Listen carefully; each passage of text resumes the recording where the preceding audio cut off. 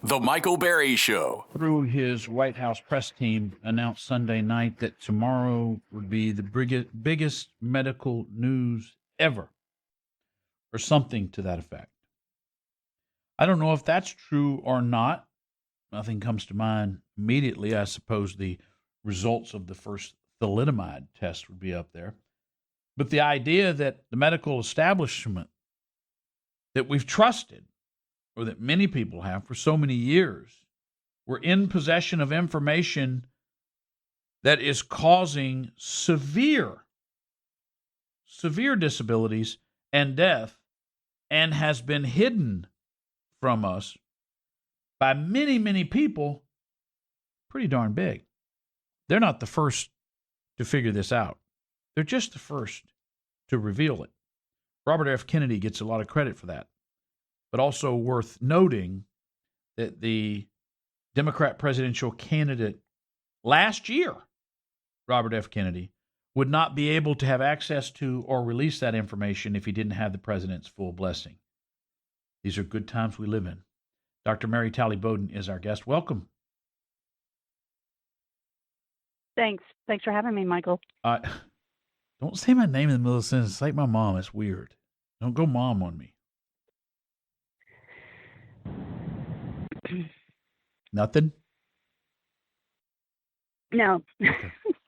I appreciate you making time for us in the middle of Tucker Carlson and Joe Rogan and your own podcast and writing your book and being a guest on every other program in the country. Yes, anytime, Michael. Oh, is that what we're gonna do? Is that our tone today? Okay, all right. Just so you know, Ramon put me up to saying that. Honored to have you, Doc. It's an honor to be here, as usual. You know what you're doing. You're trying to make me look bad. I know exactly what you're doing. So yesterday, I'm not moved by the news very often.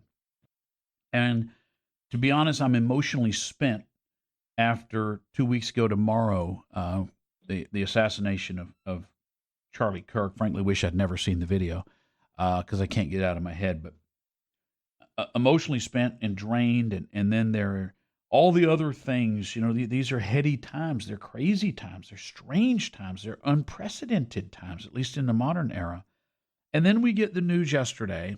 And having been a person who has battled on behalf of independent doctors and patients and the real science of medicine, somebody that the Texas Medical Association has gone after and tried to destroy, somebody that has spent a fortune on legal fees, somebody that's been called every bad name only to have everything you said come back full circle, and the very people who trashed you now saying, oh, yeah, by the way, ivermectin over the counter.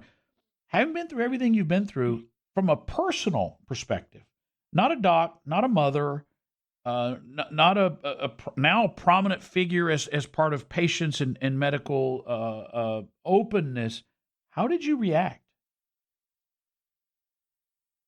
Well, I admit that it's been exhausting, in the public health sector as well as what happened with Charlie Kirk. But yeah, I think it's just a matter of common sense. I mean, we knew that we should always be careful during pregnancy about what we put in our body.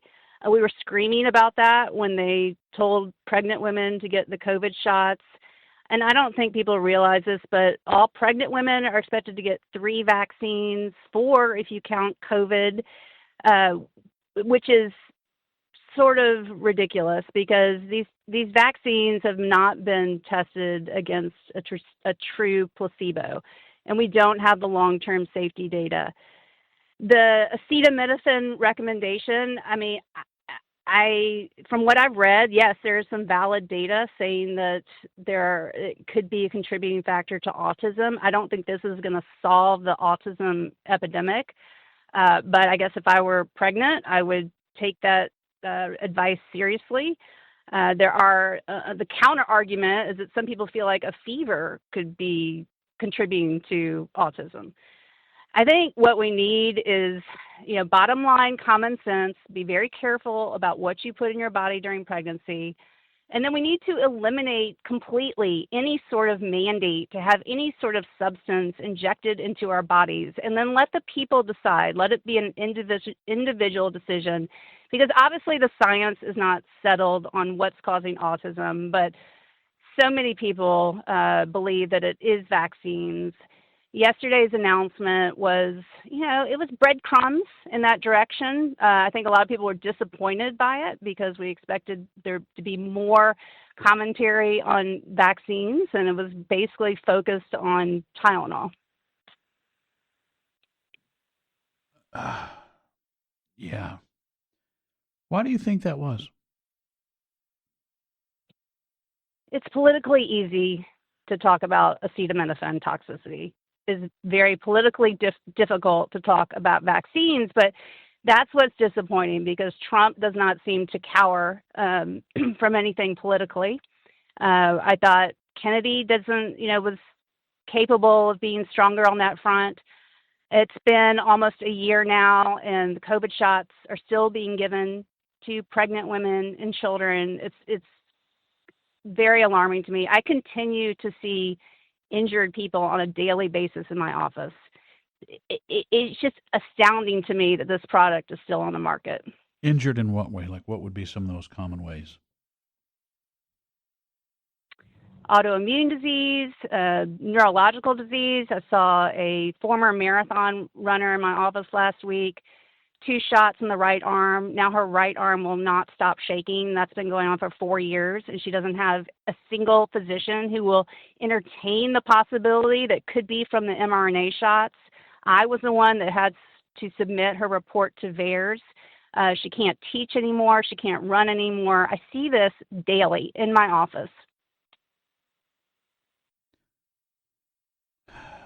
So frustrating because I wasn't going through what you were going through, because I remember counseling you at the time.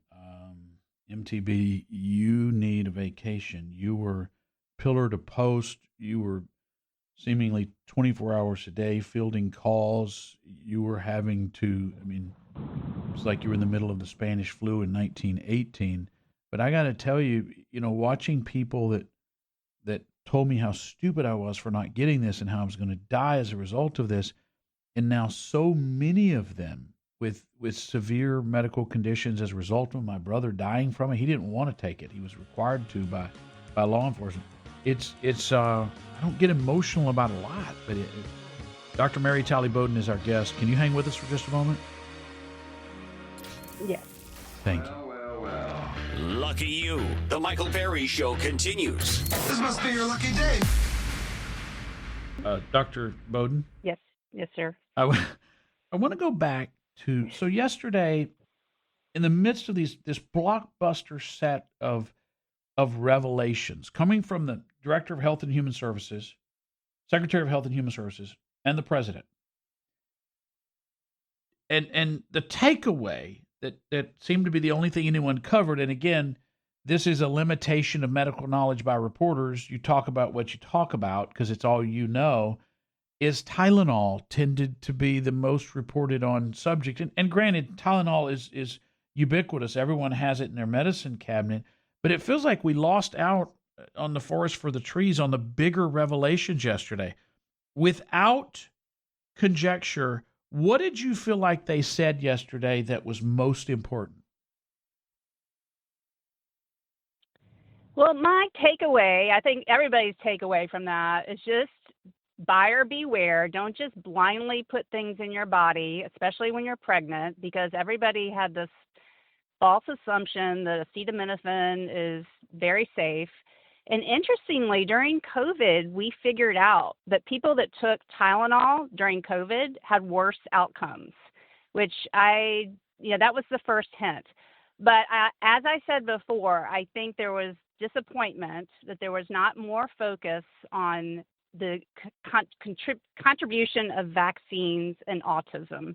And it seems like a little bit of a cop-out. I am sure acetaminophen is a risk factor in some degree, but is it the primary risk factor? I doubt that. So why do you think they made that so much a thrust of their comments? You can go conspiracy theory for me Because, for a moment. well, no, I mean, no, like I said, politically easy, very easy. It's not, the Democrats. I actually watched Peter Hotez to see his reaction. Of course, he's completely dismissing that it could have anything to do with acetaminophen because it just doesn't, he can't align with the other side no matter what they say. But it causes much less of a fury to go after acetaminophen than it does to go after the precious vaccines. Yeah, I suppose so. So I read something yesterday, and you never know the sources if it's not a doctor you already know, or you, or McCullough, or one of these folks that has gold-plated credentials. You see people who have doctor in front of their names and they make medical statements, but somebody said something to the effect of one of the things that we saw with regard to Tylenol was that if Tylenol was given after the COVID shot, is when we saw all the problems. And it was a reference to pregnant women and then uh, babies that are no longer in the womb. Why would that affect that? What is the medical reasoning behind that? Because Tylenol inhibits a natural anti-inflammatory in our body, glutathione, and so glutathione is important to protection from toxins, protections from injury in our body, and Tylenol depletes that. And apparently, in newborns and fetuses, their brains are much more susceptible to Tylenol than they would be as adults. And this was actually not studied. When Tylenol came on the market in the 50s, they did not study how it affected infants or fetuses. And it's only through animal studies that they realized that, the younger population, they're much more susceptible to harms from Tylenol. So does this mean you would recommend against people taking Tylenol at all in the future? Personally, I'm not a big fan of it. I mean, I think there are a lot of people that get very anxious about a fever without a good reason. I mean, the way I counsel my patients is with fever, the big consequence is dehydration. So you want to control the fever to prevent dehydration, but if you can keep yourself very well hydrated, and actually it's a vicious cycle. So when you become dehydrated, you're more likely to have a fever. So you don't want to have a seizure because your fever's gotten so high, but you also don't need to treat every single fever. Uh, this just taps into something that I've read a lot about and had a number of conversations with doctors over the last couple of years, doctors with more of your focus than the old traditional, just write a bunch of scripts. And this idea that sometimes in panicking over the slightest condition, you throw the baby out with the bathwater, and the side effects of the treatment ends up being worse than the core condition. Exactly. Yes, I completely agree. So where does this long I heard this for years. Where does this long discussed relationship between vaccines and autism come from? And how concerned after yesterday and maybe before yesterday did you change your opinion? Should we be on that? Because my heart goes out. You were a mom. I think you were already through with Stanford and all your medical training by the time you were a pregnant woman and a mom. But most moms don't have that benefit. They can't come to those conclusions on their own, and they just want to deliver a healthy baby. And my heart goes out to that. Well, I think the concern over our vaccines causing autism originally started with moms. Moms noticed, I took my kid to get these shots, and then the lights went out immediately, a day, a week after getting these shots. I mean, I think that's where it all started. Now, this is not my area of expertise at all, so I'm just going off of what I've been reading. But, and there is, a mother's instincts are above all, they need to be taken seriously because the mom spends all her time with her child. The mom knows the child. And, I will say I was a lot different as a first-time mother than I was with my fourth child because you learn along the way. But, yeah, I believe that all these concerns came rightfully so from the mothers. Yeah, a mother's intuition. It turns out to be a very powerful thing. And then you see that some of these medical institutions are not concerned about healing their children at all, but serving big pharma and not the life. Can you stay with us for one more segment? I think so, yeah. Ramon, get her off the phone. She's going to act too big for the show.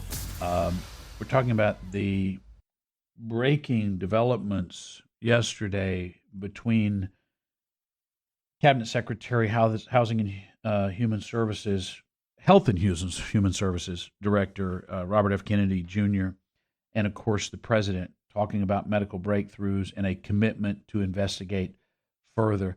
Was there anything, Dr. Bowden, about yesterday that was new to you or that surprised you that they were willing to go that far in disclosures? Not real. I mean, I think it was too soft, if anything. I mean, I guess I didn't realize, when they announced the acetaminophen potential for harm, I was a little bit surprised. First, my knee-jerk reaction was, I don't know about this, because it seems like this would have come out, a long time ago. And it doesn't seem like it'd be that hard to study. You can conduct a study pretty easily. And it's not politically sensitive to go after acetaminophen. I mean, you can understand why vaccines, it's taking so long for this to come out. But then I went and dug into it, and I read up about it, and I am convinced that acetaminophen is a potential risk factor. I just don't think it's the whole thing, and I think they should have spent more time talking about vaccines. Fair. And so I know the emails I'm going to get that I'm ill-equipped to answer, and they go, all right, well, if you can't take Tylenol, if we'll start with pregnant women, if you can't take Tylenol, can you take whatever else? And so, what do you say to that? Mm-hmm. What's your thought, at least at this point, not as the doctor of the patient, but from what you've seen of the research? Yeah, you're not supposed to take aspirin. You're not supposed to take ibuprofen during pregnancy. That was already established. So, like I said, it's if you get a fever, your most important thing is to stay hydrated, because fever causes dehydration. That's the biggest risk factor. And the more dehydrated you become, the more likely you are to have a fever. So it's a vicious cycle. But if worse comes to worse, talk to your doctor and see if you need to take Tylenol if you just can't break the fever. But yeah, it's just take more caution about what you put in your body, and certainly do not get a COVID shot during your pregnancy. I can say that with 100% certainty. I personally, I would not get any vaccines during pregnancy. Interesting. That's very interesting. I could spend some time on that, but I'll hold off for now. Do you have a good source? I mean, obviously, you say to people, we all say to people, get a good primary physician. But honestly, we know that some primary physicians haven't looked at a study or report that's been developed since they graduated medical school 45 years ago, and others are simply on a commission basis selling pharmaceutical scripts. Do you have websites that you go to at least read from, Peter Attia or whatever else? And why don't you produce a weekly news site, a newsletter? I just threw that in on the fly, but go ahead, answer that as you will. Yeah, well, Peter Attia was not on our side during COVID. I'll just mention that. But Independent Medical Alliance is a great resource, especially now that ivermectin is over the counter. People are going to be wanting to know, how much should you take? I will refer people to that website. It's basically what the Frontline Critical Care Alliance became, Independent Medical Alliance, and they are all very like-minded. I'm part of this organization, but it's like-minded physicians, lots of resources on that website on how to take ivermectin and other issues as well. But that's a good starting point. Independent Medical Alliance. Right. So IMA. So where do you hope this will go from here? What would you like to see from here? Obviously, our fear is that it get ground down or buried in a mountain of bureaucracy, or the private investigators for Big Pharma follow Robert F. Kennedy till they catch him in a tryst, because that's usually how they take guys like this down. Where would you like to see this go? What to you would be a proper advancement? We need to eliminate all medical mandates, full stop. No third party should tell you or your child what they should put in their body. So that means schools, that means hospitals. It's a fundamental principle of informed consent and bodily autonomy. Eliminate mandates. Who knows when the science will be settled over vaccines? I suspect it's not going to be anytime soon. So in the meantime, and we learned this during COVID, you do not tell other people what to inject in their bodies. You know, I think the great frustration is the idea that too many people don't want to think for themselves, not only on medical issues, on financial issues. That's how they get defrauded by Alan Stanford. On educational issues, that's how they end up in bad situations where their kids' wieners being cut off and the school is encouraging it. I think that what we're talking about all in all is that you have agency over your own life, your own soul, your own health, your own finances, your own direction, your own career. And I think that's a good route back to the beginning of where you and I first started talking about medical ethics and our personal health and who we're going to trust and learning constantly and cross-referencing and cross-checking and second opinions and on and on and on. That wasn't really a question. And we have so much more. Well, I was going to say we have so much more access to information than we did 20 years ago. Like when I got out of medical school, doctors were the authority on everything because patients didn't have access to the information unless you had a textbook, a medical textbook, or did some training. You didn't know. You were in the blind. But Right. now the information is so much more accessible that people really can do their own research in a pretty valid way. All right, I got a minute left. I don't want you to get mad at me because I never seem to ask this question properly, and it seems to change because you got so busy for so long, and I know you've kind of pulled back for your own health. If people feel that they are COVID vaccine injured or have questions related to long-term care, or maybe even they want issues related to the old-fashioned ear, nose, and throat, are you seeing patients now, and what's the process to see you? See how nicely I asked that? Yes. So, sorry, what did you say? See how nicely I asked that? I very much appreciate that. Yes, I'm taking new patients for ear, nose, and throat, allergy, sleep medicine, COVID, and COVID shot injuries. I'm not a primary care doctor. I'm not treating cancer. I don't do detox parasite protocols. But for those things, I do see patients, and they just contact our office to set up an appointment. And that's Breathe MD? Yes. Thank you, Dr. Mary Talley Bowden. Snowflakes. Thank you, Michael. Prepare for a complete meltdown with more of the Michael Berry Show.